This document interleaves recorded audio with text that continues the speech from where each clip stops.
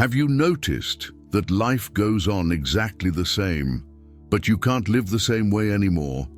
People talk, work, laugh, follow the routine, and you are there, present, functioning, but feeling that something in you started to see too much. It's not confusion, it's not anxiety, and it's not that you're moving away from reality. It's just that when perception changes, the challenge is no longer to wake up. It's to learn to live normally without betraying the consciousness that has opened up in you. And that's what this video is about for those who are living. And no one explained. Everyone sells you spiritual awakening as if it were a triumphant arrival in the paradise of consciousness. But no one warns you of the silent chaos that comes after. You have woken up. Your perception has changed forever, and now you have to continue living in a world that has not changed at all. You know that strange feeling of being at a crowded party, but feeling like you're watching everything from the outside, seeing through the masks people wear, noticing the emptiness behind the empty conversations about football and soap operas? Well, you're not going crazy or becoming antisocial. You've simply expanded your consciousness and now face the loneliest dilemma of the spiritual journey: how to live normally when you no longer feel normal. The inconvenient truth that no one talks about is this: spiritual awakening does not come with a survival manual for the next day. You continue to have to pay bills, work in jobs that look like pretend theater, live with people who dramatically take seriously things that you see as passing illusions. And then comes that anguished question hammering in your head. Can you integrate this expanded consciousness without becoming an isolated hermit on the top of the mountain? Is it possible to move between the woke world and the normal world without feeling fragmented, false, or completely out of place? The good news: yes, it's totally possible, but not in the romantic way you've been sold. In this video, you will discover how to anchor your spirituality in the chaos of real everyday life, how to protect your peace without isolating yourself from everyone, how to have mundane conversations without betraying your essence, and above all, how to stop suffering trying to get back to who you were before. Because spoiler, you're not going back, and that's scary and liberating at the same time. If you are tired of feeling alien in your own life, if you have thought 1,000 times, "No one understands me anymore," if you want to learn to live with your feet on the ground while your consciousness inhabits other dimensions, then comment on number 11 below, so I know that you are ready for this real conversation about spiritual integration, without romanticization, no escape, just the raw truth of those who are navigating this path as well. You know that strange feeling of being at a party, surrounded by people, but feeling like you're watching everything from the outside? Well, after expanded perception knocks on the door of your life, conversations about who betrayed whom in the soap opera or which team will win the championship seem like empty echoes bouncing off the walls of your mind. You look into people's eyes and see far beyond the words they say. You perceive the fear disguised as arrogance, the neediness hidden behind the wide smile, the pain that no one else can see. And then comes that silent dilemma. Is the problem with you, who now see too much, or with the world, who continues to pretend not to see anything? The truth is, you're not getting weird. You're waking up while many still prefer to hit the snooze button of consciousness. This spiritual awakening didn't come with an instruction manual, right? No one warned you that high consciousness was going to make you feel like an extraterrestrial trying to fit in at a condominium meeting. You try to participate, force a smile, nod your head at the right times, but deep down there is a silent cry. How can these people take things so seriously, passengers? And look, it's not arrogant of you. It's simply that your eyes were calibrated to another frequency, like someone who started to see colors that didn't exist before in your visual spectrum. That colleague who complains about the other's hair, that relative who brags about the new car, that friend who is always creating intrigue. All this sounds like background noise on a badly tuned radio station. The question is, how do you explain it without sounding stuck up or crazy? How do you say, "I literally feel the dense energy of this room," without people looking at you as if you need urgent professional help? You start to police yourself, to wear conscious masks so as not to scare anyone, to pretend that that endless gossip at lunch still interests you minimally. But each time you do this, you feel a little piece of your essence coming back, like a turtle coming back into its shell. And the great question that corrodes inside arises: is it possible to live in this normal world when you no longer feel normal? Can you integrate this new consciousness without becoming a hermit who lives on the top of the mountain? Herein lies the real challenge of spiritual integration. You have changed, but the world remains exactly the same. It's as if you've taken off some foggy glasses you've been wearing for years and now see everything in high definition. Only no one else realized you've been seeing poorly all this time. That friend continues to chase Instagram statuses as if likes paid the bills of the soul. The cousin still thinks that the dream wedding will fill her existential emptiness.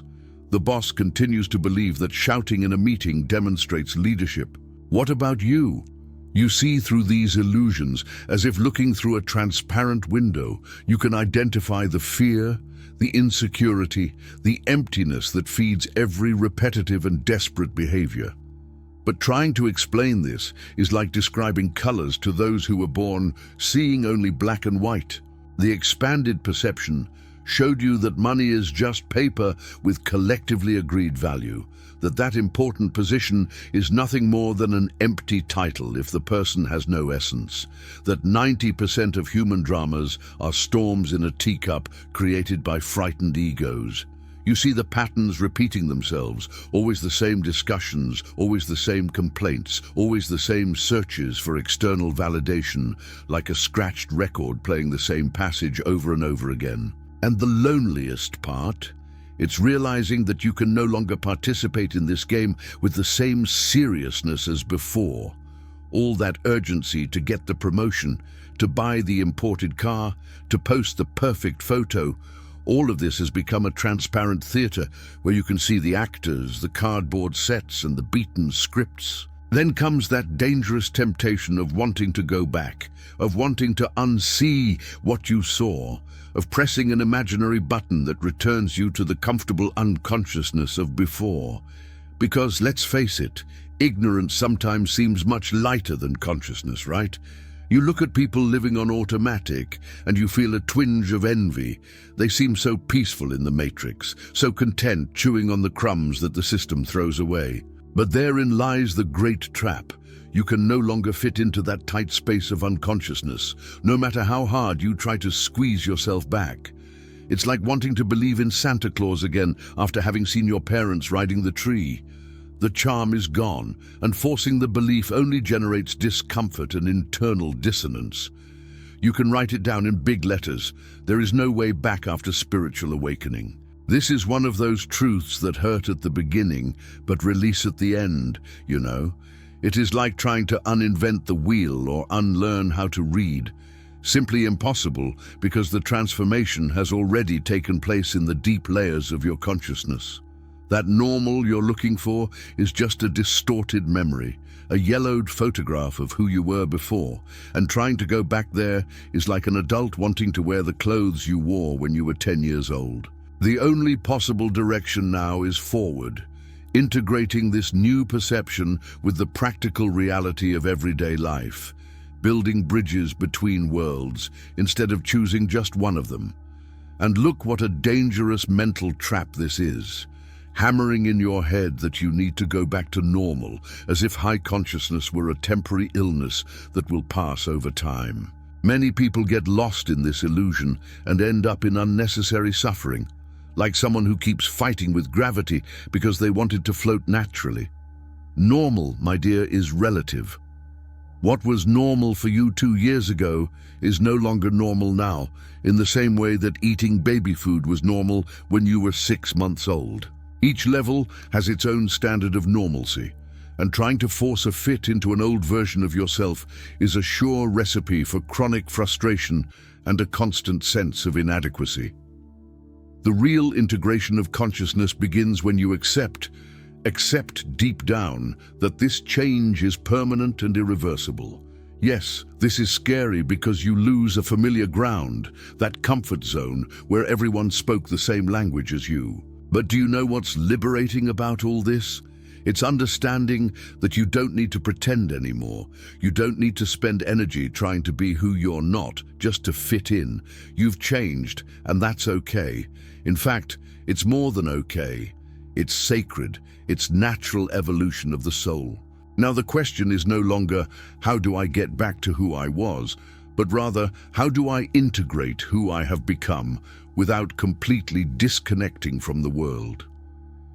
There is a quiet pain that accompanies spiritual awakening, and it is rarely talked about in the beautiful books on practical spirituality. The deep loneliness of realizing that your old connections are dying naturally. That childhood friend with whom you laughed at everything now seems to speak a strange language. His jokes no longer make sense, and the subjects he raises seem to echo a life that is no longer yours. The family looks on with that worried expression when you mention energy, purpose, or consciousness. They think you are traveling, that you have entered a strange phase that will soon pass. What about love relationships? Many simply fall apart because the other person continues to live on a frequency that you no longer inhabit, like two radio stations that used to play in sync and now emit completely different sounds. The most painful part is understanding that you didn't reject these people. It wasn't a conscious choice to walk away. It's just that spiritual integration naturally tunes you into another vibration, and certain connections simply don't resonate to that new frequency anymore. It's like when you move to another city. It's not that you hate your old neighbors, it's that you don't live in the same place anymore. You try to explain what you feel. You try to translate this expanded perception into simple words, but it feels like you're describing a movie that only you have seen. People nod politely, but have no idea what you really experienced. And then you learn to be still, to hold your deepest experiences, to smile and wave, while inside there is an entire universe that no one around you can access. This transition mourning is real and needs to be honored, not ignored. You're grieving for old versions of relationships, for conversations that no longer flow, for laughter that has lost its fun, for an intimacy that has vanished without anyone doing anything wrong. It's like watching loved ones get smaller and smaller in the rearview mirror as you drive away. You don't want to abandon them, but you also can't stop the car and come back just because they didn't get on the ride. The heightened consciousness shows you that some goodbyes are necessary, even if they hurt, even if it seems unfair. And this temporary loneliness, it is not punishment for your growth. It is the empty space that opens up so that new, more aligned connections can finally appear. Here's a distinction that many people confuse and end up sabotaging themselves. Wearing conscious masks is not the same thing as being fake. Think with me. You can perfectly sit down with your coworkers and talk about yesterday's game, comment on that series that everyone is watching, or even talk about the rain and heat without betraying your spiritual essence. The difference is in the intention and awareness behind the action. You are not pretending to be someone you are not. You are simply choosing which frequency you are going to operate on at that particular moment. It's like a musician who knows how to play jazz, rock, and classical music. He's not fake when he plays rock just because he prefers jazz. He's just being flexible and adaptable to the context. Conscious flexibility is a sacred skill that few develop after spiritual awakening. Many people fall into the trap of thinking they need to be deeply spiritual all the time, talking only about purpose, universe, and expansion of consciousness in every conversation.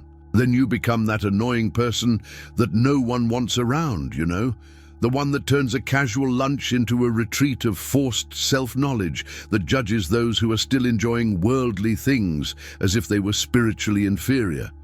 But look at the irony. This kind of rigid posture demonstrates a lack of true spiritual integration, because true wisdom includes compassion, empathy, and the ability to meet people where they are, not where you would like them to be.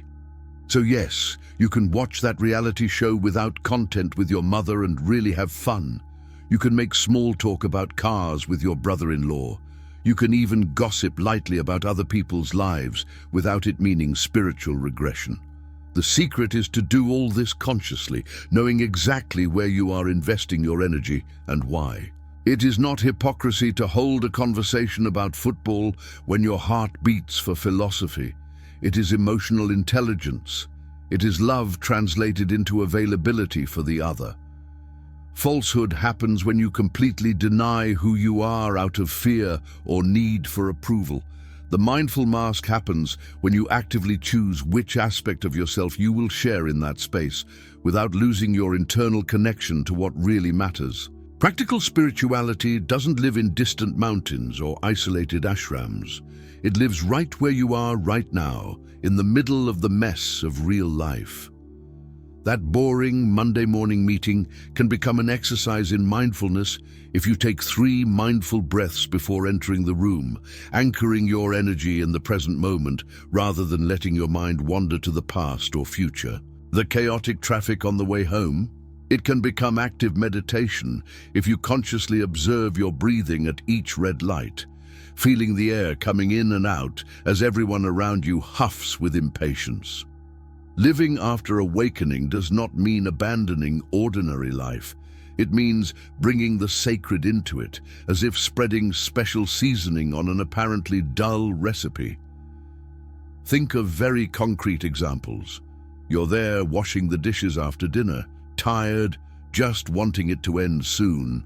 But what if you turned those 10 minutes into a ritual of gratitude, silently thanking for every dish that represents a meal you had, for every pot that symbolizes abundance? Or when you come home and your kids run to hug you full of stories to tell. Even exhausted, you can choose to be truly present in those 5 minutes, looking them in the eye, really listening instead of just waving absent-mindedly while fiddling with your phone. Even that boring Excel spreadsheet you have to fill out at work can become a conscious act of service when you understand that you're contributing to a larger system, that your work impacts other people, even if indirectly.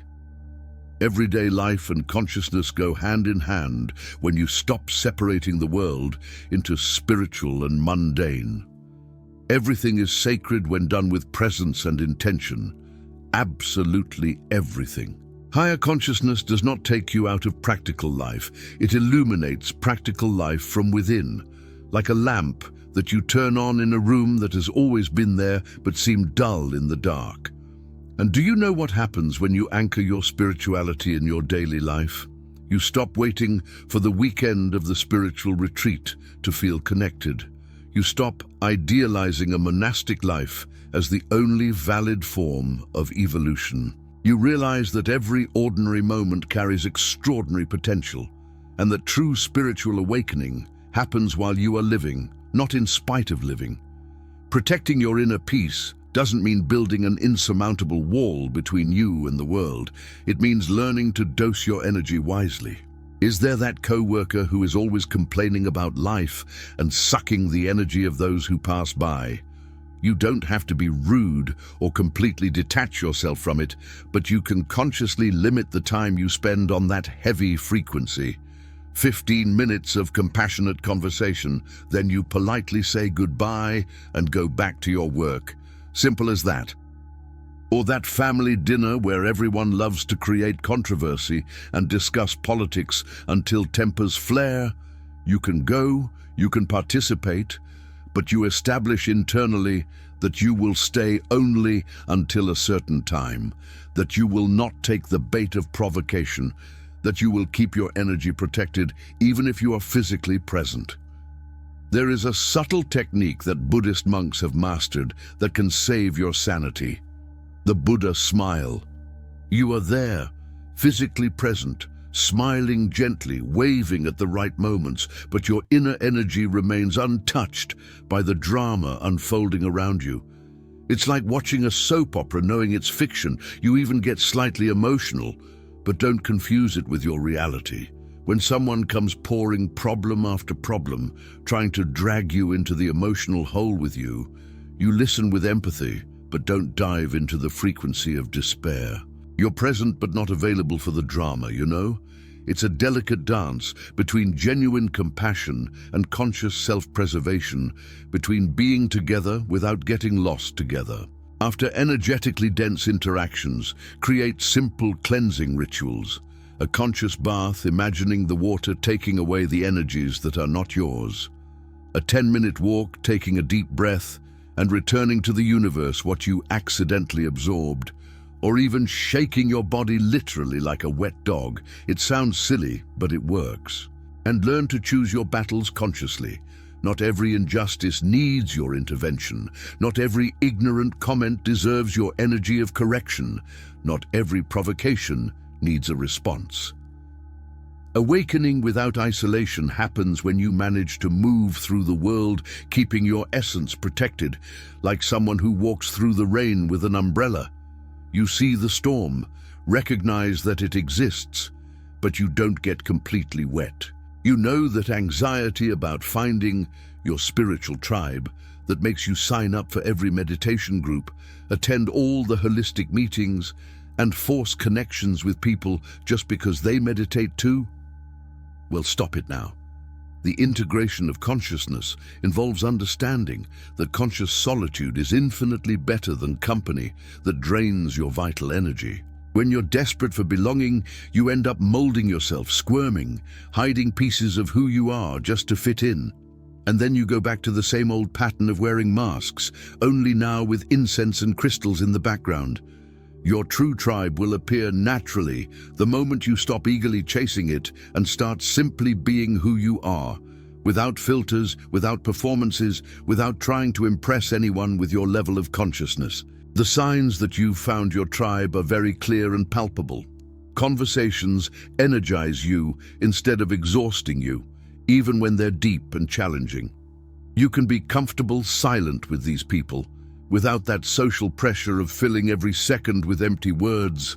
The shared silence is pleasant, almost meditative. There is genuine mutual growth, where you challenge and support each other simultaneously, celebrate each other's victories without disguised envy, and point out blind spots with love when necessary. And perhaps the most powerful sign, you don't have to explain your spiritual journey 1,000 times. You don't need to justify yourself or prove anything. There is simply a natural acceptance, as if these souls already know you before you even open your mouth. While your tribe doesn't arrive, learn to cultivate a healthy relationship with your own company. Spiritual awakening often requires periods of solitude, not because you are being punished, but because you are being groomed, like a caterpillar in a cocoon, before it becomes a butterfly. Use this time to get to know yourself deeply, to strengthen your inner connection, to develop that peace that does not depend on external validation. And when you least expect it, when you are already complete in your own presence, people vibrating at the same frequency will begin to appear naturally on your path. They will come not because you were desperately hunting for connections, but because your authentic light is finally shining unhindered, attracting other similar lights like beacons recognizing each other in the darkness. Let's demystify a dangerous illusion that many people embrace after spiritual awakening. The romantic idea that higher consciousness means dropping everything and becoming a monk on the mountain. The reality is much cruder. You have bills to pay, responsibilities to fulfill, people who depend on you, and pretending that this does not exist is not spirituality, it is escape disguised as enlightenment. Work is still necessary, money continues to pay rent and put food on the table, and honoring these material responsibilities is as sacred as meditating at dawn. In fact, fulfilling your commitments with integrity, even when they are not glamorous, demonstrates much more spiritual maturity than abandoning everything in a conscious impetus, leaving a trail of problems behind. The big challenge is not in what you do for a living, but in how you do it. You can work with Excel spreadsheets, serve angry customers at the counter, drive buses, clean offices, or any other seemingly mundane function, and still be practicing high-level practical spirituality. The difference lies in the presence you bring, the integrity with which you perform your tasks, the respect you show for the people around you, the silent gratitude for having a source of income, even if it is not your dream job. Conscious work means doing what needs to be done with excellence and dignity, without mentally complaining all the time or feeling superior to that function as if you deserve better. Many people use spirituality as an excuse for irresponsibility. Oh, the universe will provide, while debts accumulate and the people around bear the consequences. This is not faith. It is emotional immaturity dressed in mystical garb. The universe provides, yes, but usually through your own work, your discipline, your ability to honor commitments even when you are not inspired. And do you know what the irony is? When you stop shirking material responsibilities and embrace your work as a form of service, even if it's serving by doing boring reports, your vibration changes completely. You are no longer living divided between spiritual life and material life. You are integrating everything into a coherent existence where every action, no matter how simple, carries intention and presence. How do you know if you are truly integrating your expanded consciousness rather than just feigning normalcy or isolating yourself from the world? The signs are subtle but powerful. You can move between different environments without feeling like you're fragmenting yourself internally. One moment you're in a corporate meeting discussing sales goals with professional seriousness. The next, you're meditating in silence connected with the universe. Then you're playing video games with your nephew, laughing at nonsense. And in all these situations, you continue to be you, whole, without having to change your personality like someone who changes clothes. There is no longer that schizophrenic feeling of betraying your spiritual essence when you participate in the normal world, nor that constant internal judgment about your every action. Another clear sign of successful spiritual integration: you can have completely mundane conversations without feeling anger, impatience, or quiet superiority. Your colleague is talking excitedly about the new cell phone he bought, and you genuinely rejoice for it, without that mental voice criticizing consumerism or making internal discourse about material attachment. Your neighbor comments excitedly about yesterday's soap opera, and you talk naturally without feeling that you are wasting time or that this interaction is less spiritual than others. You maintain your relationships, your job, your routines, without that constant feeling of being trapped in a life that no longer belongs to you. Because now you understand that it is not the external life that has changed. It is the way you relate to it. And perhaps the most beautiful sign of all, you can laugh at silly things without cynicism. You can be moved by a movie without deep content. You can be present at a children's birthday party, blowing balloons and singing happy birthday without thinking about the mysteries of the universe. Spirituality ceases to be a rigid identity that you need to perform and becomes simply who you are: natural, fluid, integrated. You no longer need to prove to anyone, not even yourself, how aware or awake you are, because that is no longer an issue. Consciousness and everyday life finally dance together harmoniously. And you realize that it was never about choosing between the spiritual world or the material world. It was always about finding the sacred within the ordinary. Here's the most powerful reframe you can make of this entire journey. You're not caught between two incompatible worlds. You're a citizen of both, with a passport stamped to move freely between dimensions. Think of the absurd freedom that this represents. You can access elevated states of consciousness in a deep meditation in the morning and in the afternoon. Be fully present by paying your credit card bill without any internal conflict. You can feel cosmic unity watching the sunset, experience that overwhelming sense of connection to everything that exists, and a few hours later, be crying watching a silly, romantic comedy movie. There is no contradiction in this. There is amplitude. There is the beautiful ability to inhabit multiple frequencies without getting lost in any of them.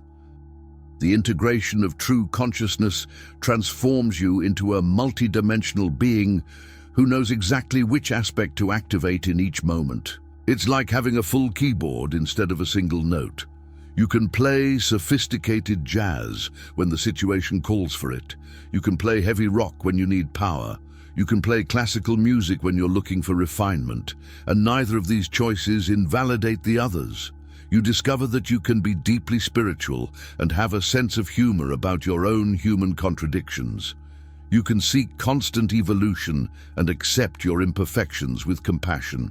You can see beyond the illusions of the world and still participate in it with genuine joy, knowing that the game is illusory, but choosing to play anyway because it is part of the full human experience. This dual citizenship between 3D and 5D, between mundane and sacred, between human and spiritual, is actually the highest possible point of integration. You don't have to choose anymore.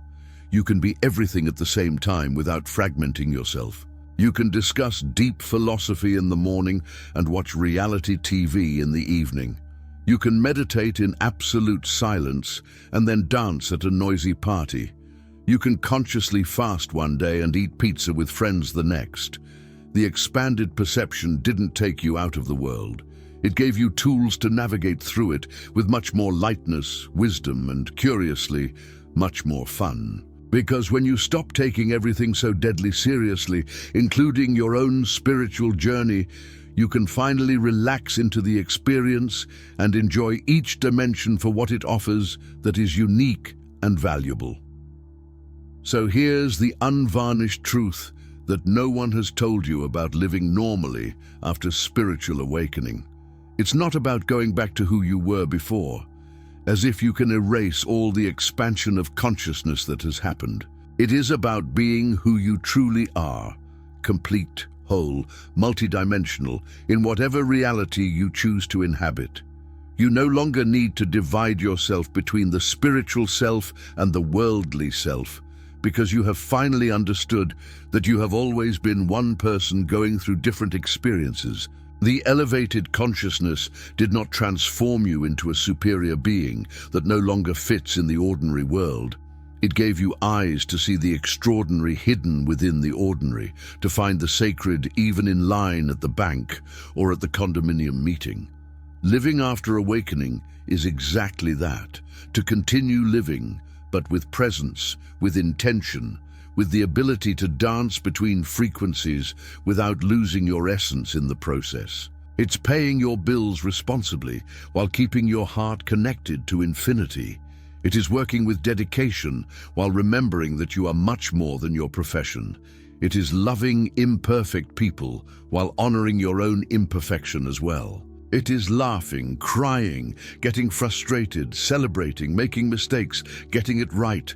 All this seasoned with that silent awareness that observes everything without judging, that accepts everything without resisting, that participates in everything without clinging desperately.